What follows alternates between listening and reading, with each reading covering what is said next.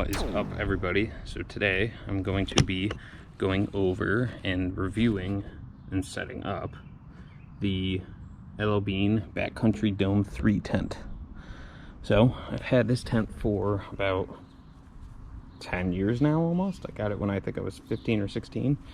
And with the tent comes about a dozen tent stakes, about another dozen guy lines, 2 copper colored poles, 1 black colored pole, and 2 silver colored poles. 3 of them are bent, and I will show you why they are bent. Obviously this is the tent body kind of balled up, the rain cover, and then you pay additional, but this is the rain fly itself. So I have the rain fly set up. I'm just going to set you guys up over here. I have the rain fly set up, or the rain fly. I keep calling it the rain fly. I have the floor mat set up, and if you can see, on each corner there are these yellow colored little tags of nylon, and then there's 2 silver ones. Right? Every corner has these, and so when you lay your tent out, it's going to coordinate with the actual, these have same color coordinated little tags of nylon. So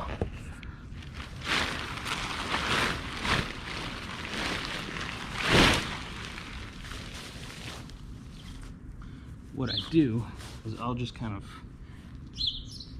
even it up and make sure all the corners are kind of lined up.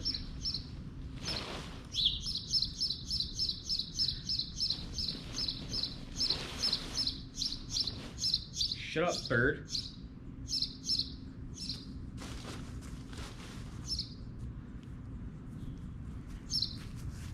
So now the yellow and the yellow are lined up.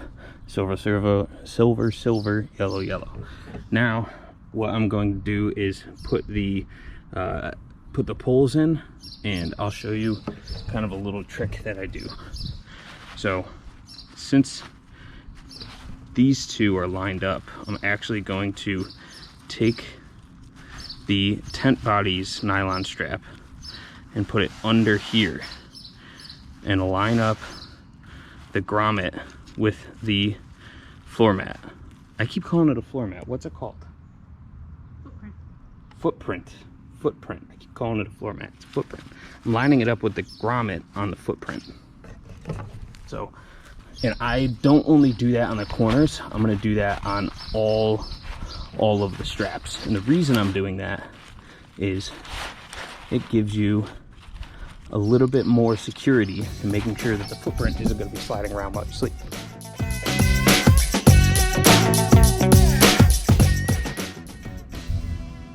So now I'm going to take one of the copper colored poles. This is going to be the cross for each. These are going to cross over to create the beginning of the dome.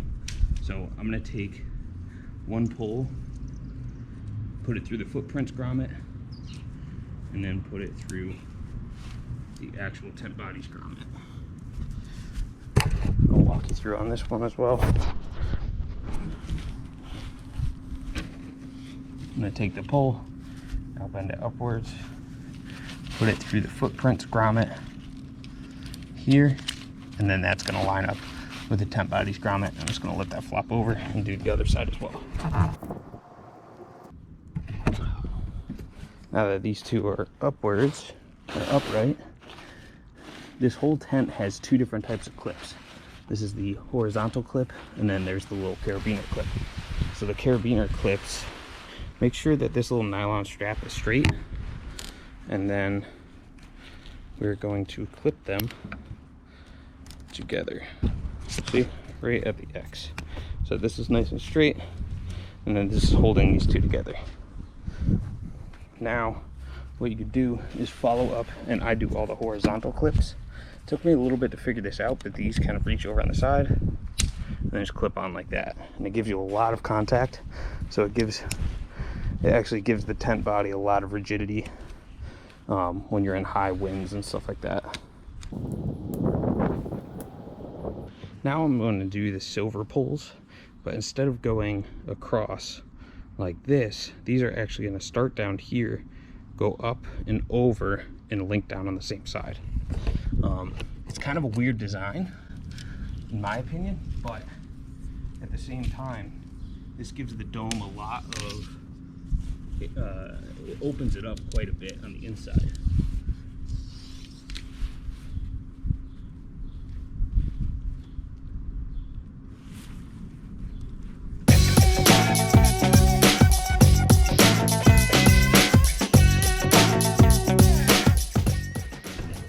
Pretty much go around and take the carabiner clips and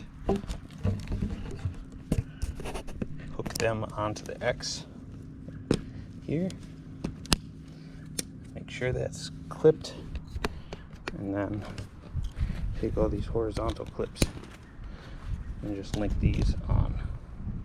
And if you could tell how much that actually pulls the tent body out, it gives you so much extra room on the inside of the actual tent.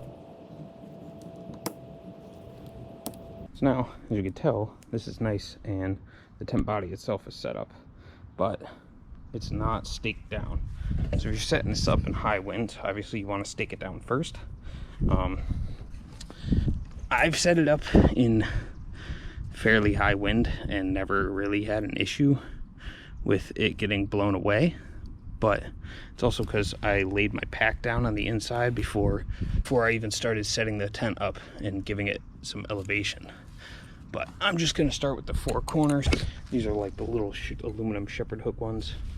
I'm pulling outwards, and this front part of the hook is actually making contact with the ground, so this can't come up unless it really pulls the entire stake out.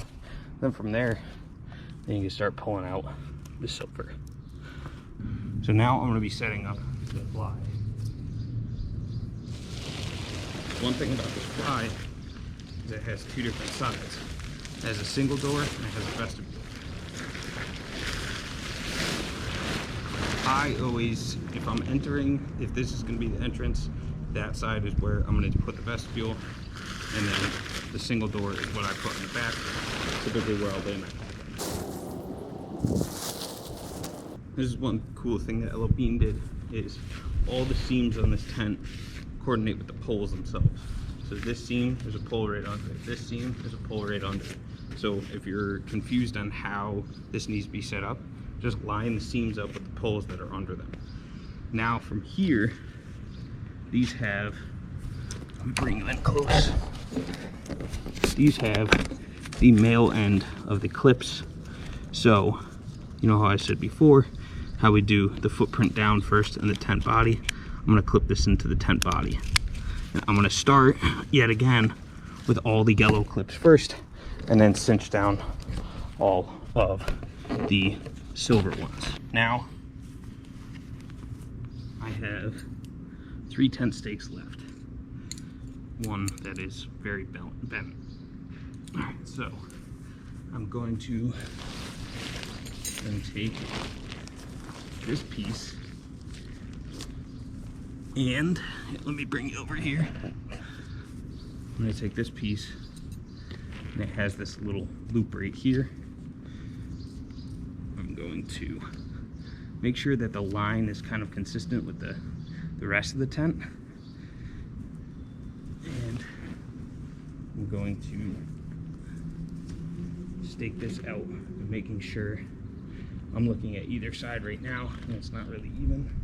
So I'm going to even this out so this piece is flat.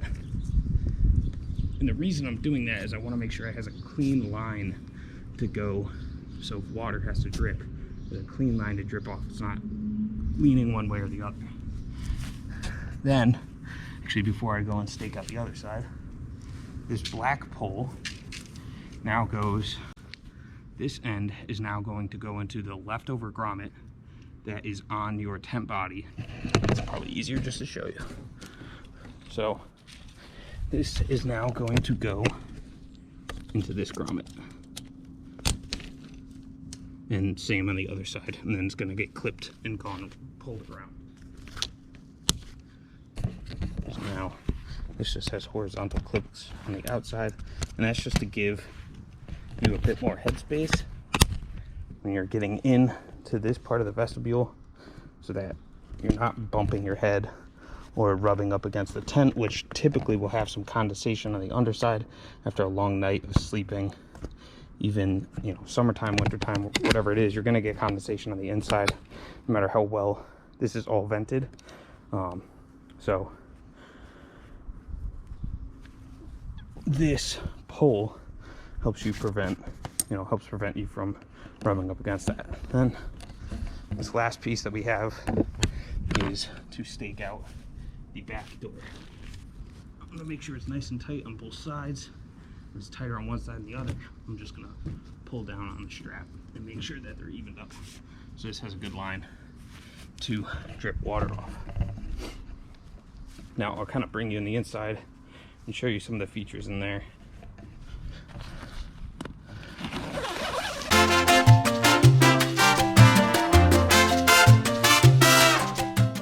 There's two doors. There's a nylon door, which in the winter time is helpful to help heat in.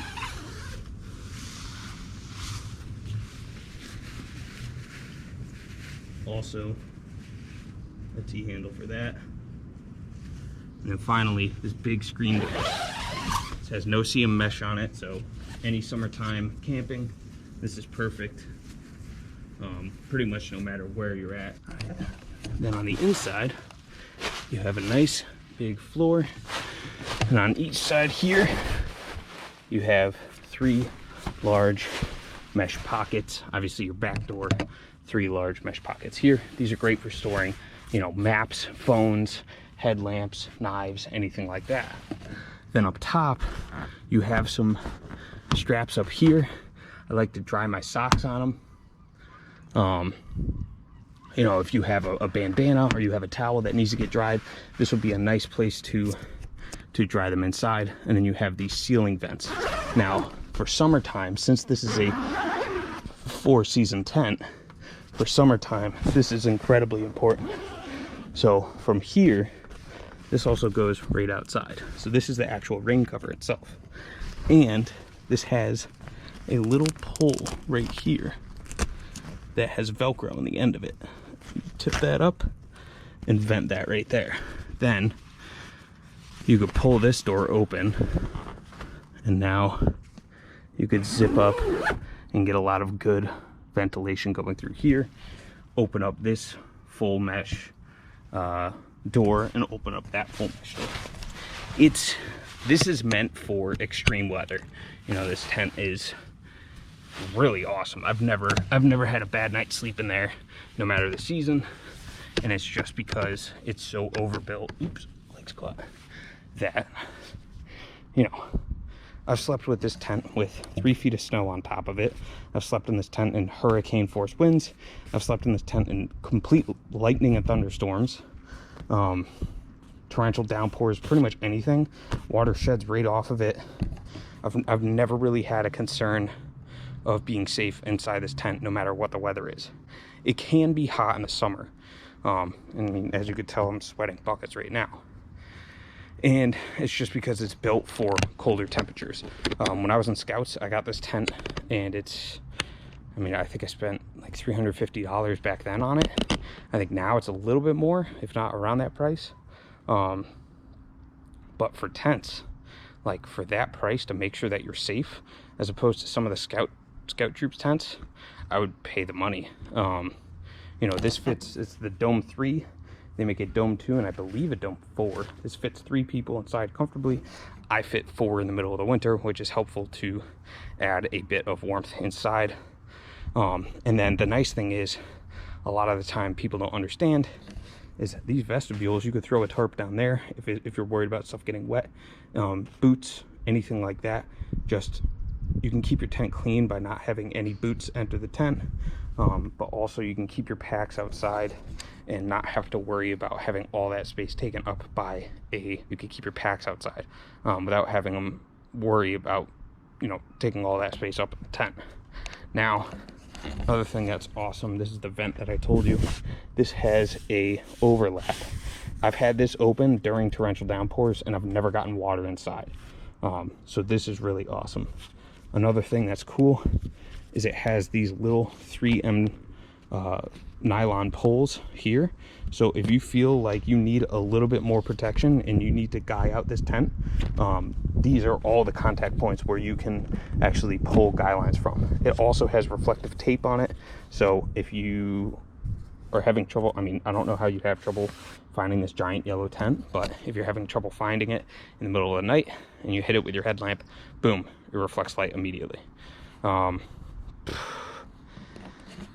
So who would I recommend this tent for? So I'll give you the positives and I'll give you the negatives. Positives are, when it comes to weather protection, you can't beat it. This tent is bomb proof. So if you're in scouts or if you have kids in scouts and you're worried about them being safe while they're out on camping trips, this tent is going to be perfect.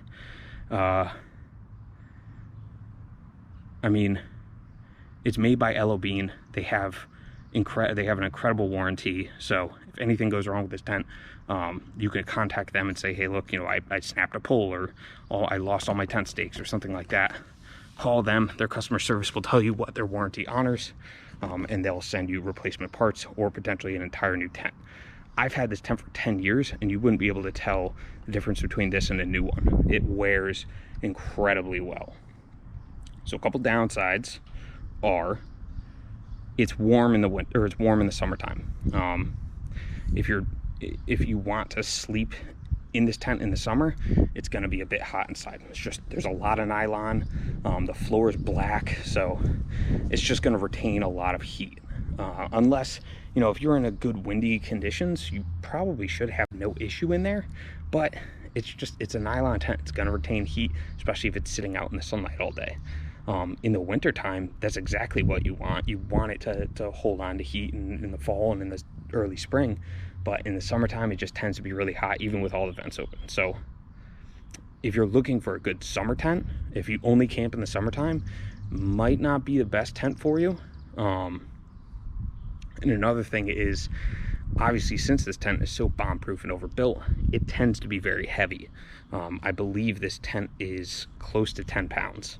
And although that sounds a bit ridiculous, if you sleep a night in the tent during terrible weather, you understand why it weighs so much. You understand, since it's so overbuilt, that it's going to be heavy. So if you're in a scout patrol or you're in a scout troop or you go camping with 3 or 4 friends, you can split that weight up and it should be no problem. When I went through scouts, that's exactly what I did.